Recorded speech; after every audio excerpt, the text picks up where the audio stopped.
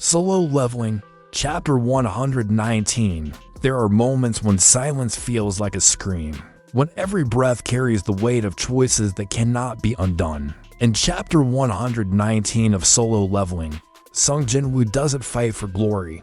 He fights to bury the fear that he may no longer be human. Because the deeper he goes into this world of shadows, the harder it becomes to remember the light. The lights in the conference room were bright, artificial and sterile, humming faintly above as Jinwoo sat across from the officials of the Hunter Bureau. The American agents sat in silence, their eyes glued to the young man in front of them, not because he was dangerous in appearance, but because every single one of them felt something they couldn't explain. A pressure, an instinctive warning, like something ancient had walked into the room wearing human skin. The bureau director cleared his throat, forcing a calm he didn't feel.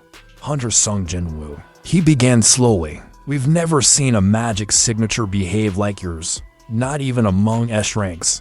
Jinwoo didn't answer immediately. He didn't need to, because the truth was written on every face in that room.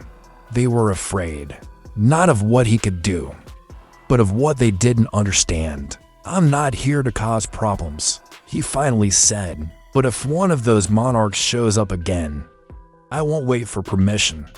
There was no threat in his voice, but somehow, that made it worse. The bureau director hesitated, then slid a file across the table. Photos, distorted images, blurry, corrupted scans, monsters unlike any Jinwoo had seen before.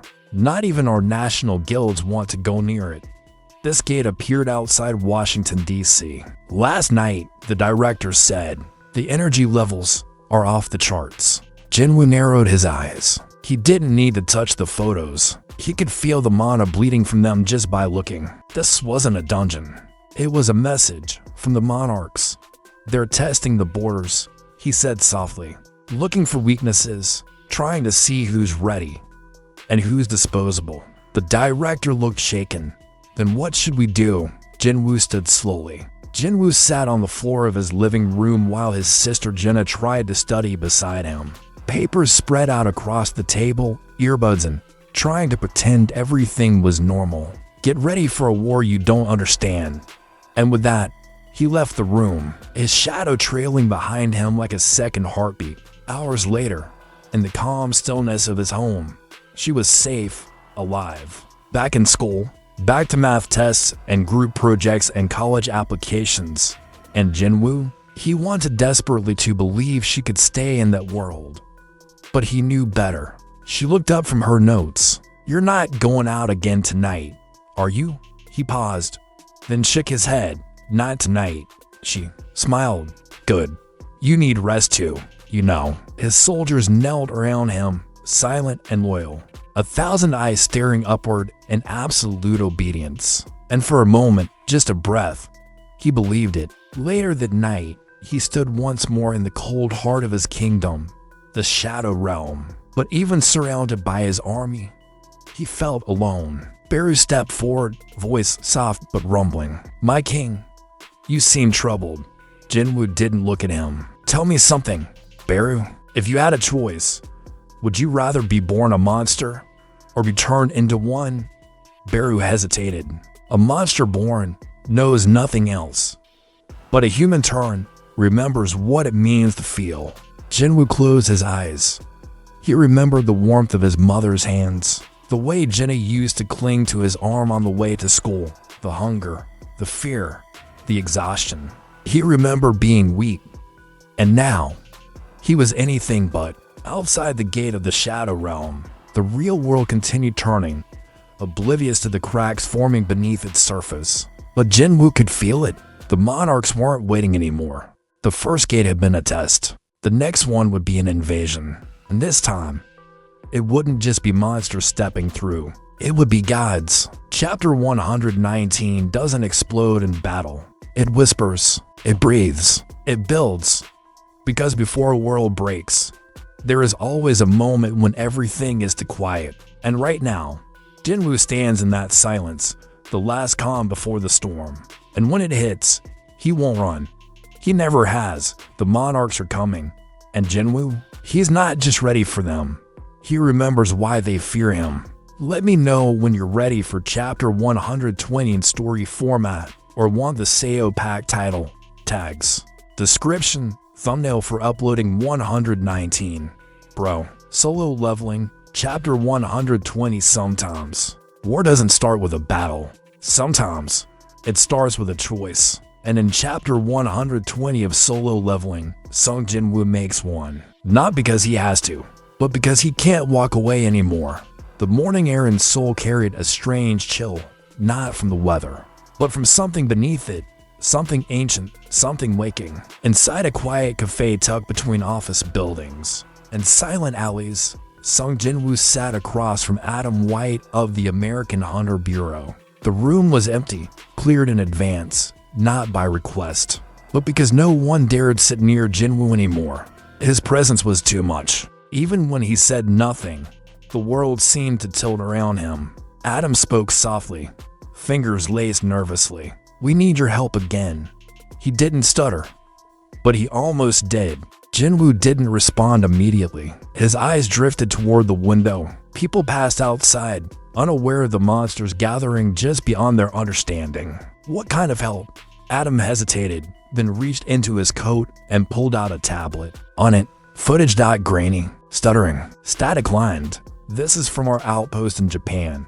The moment Jinwoo saw the screen, the quiet in his expression fractured, not because of what he saw, but because of what he felt. A presence, a gate, a force unlike anything Japan had ever faced. "It's already started, hasn't it?" he said quietly. Adam's voice dropped. "We believe this may be one of the Monarchs." The footage flickered. A satellite feed, looking down at a broken coastline near a Japanese city. The gate was massive, black, endless, pulsing with energy so thick it distorted the air around it. And then something stepped through. Not a beast, not a wave of monsters. Each movement was slow, but deliberate, and with every step, the mana pressure spiked. Not just in the air, but across the globe.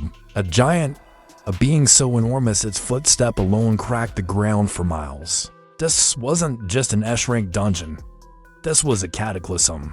And behind the creature more began to emerge. "They're not waiting anymore," Jinwoo whispered. "They're declaring war." Scene 3. The Japanese guild struggle. Emotional contrast across the ocean. In Japan, the strongest hunters had already mobilized. Go-Gun-Hie's counterpart in the Japanese guild, Go-To Ryuji, stood at the front lines with a team of elite S-rankers. They were ready, confident, powerful, but they weren't prepared for what stepped out of the gate. Jinwoo watched the footage of their assault. Magic flared, swords flashed, abilities exploded like firestorms. The creatures did not fall, and still, they didn't even react. One by one, Japan's elite fell, not in screams, not in explosions, but in silence. Their strength meant nothing, because this wasn't a raid. It was an execution. Jinwoo stood from the table slowly, his fingers curling around the edge. "Send me the coordinates," he said. Adam blinked. "You'll go." Jinwoo didn't look at him. "If I don't, no one will." As he walked out of the cafe, the shadows at his heels shimmered with movement. Bears stirred beneath the surface. Igris stood ready in silence. Tusk pulsed with ancient power. They could feel it too. The moment was here. The war had finally touched the world. And now, Jinwoo had to answer. Not for the Bureau, not for the guilds, but for the people who couldn't fight back. That night, before leaving for Japan, Jinwoo returned home. His sister Jenna sat on the couch, flipping through channels. "You're going out again?" she asked. He nodded. "I'll be back."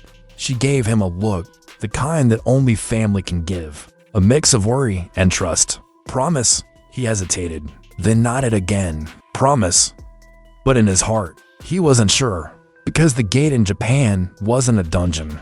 It was a test, and he knew that not everyone who entered would survive. Chapter 120 doesn't end with a fight. It ends with a flight, a silent declaration. A hunter boarding a plane, not to hunt, but to stand alone against an ancient force. No crowd, no glory, just a promise. If the Monarchs wanted a war, they would have to go through him first. Next stop, Japan. And behind that gate, something waits for the Shadow Monarch.